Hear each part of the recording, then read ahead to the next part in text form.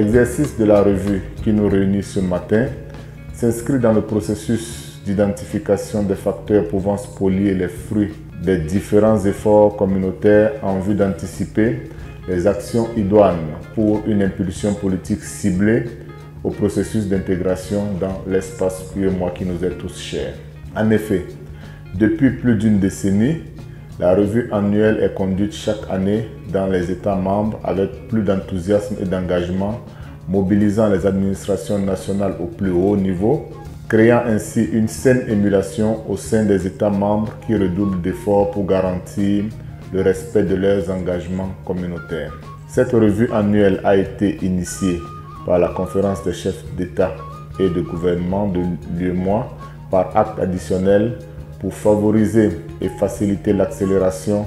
de l'application des réformes politiques, programmes et projets communautaires au sein de l'Union. Dans la dynamique de la consolidation des acquis d'une part et du maintien du niveau d'engagement actuel des États membres d'autre part,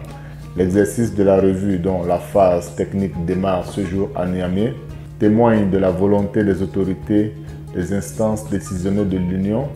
de respecter les instructions des conférences de chefs d'État à cet effet.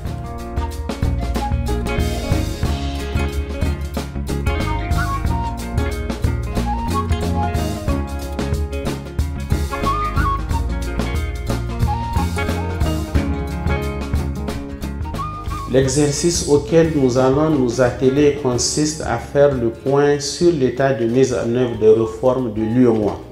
au plan national en vue de traduire de façon concrète la volonté des chefs d'État et de gouvernement à travers l'adoption de l'acte additionnel rappelé par le représentant résident tout à l'heure, qui institue une revue annuelle des réformes, des politiques, des programmes et des projets communautaires dans les États membres de l'UEMOA. La finalité des réformes, chers participants, telles que prévues par le traité de l'Union,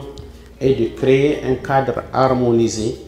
incitatif pour l'investissement en vue de parvenir à un développement économique, social et humain harmonieux au sein de notre espace communautaire et de parvenir ainsi à renforcer l'intégration régionale dans tous les domaines. Je rappelle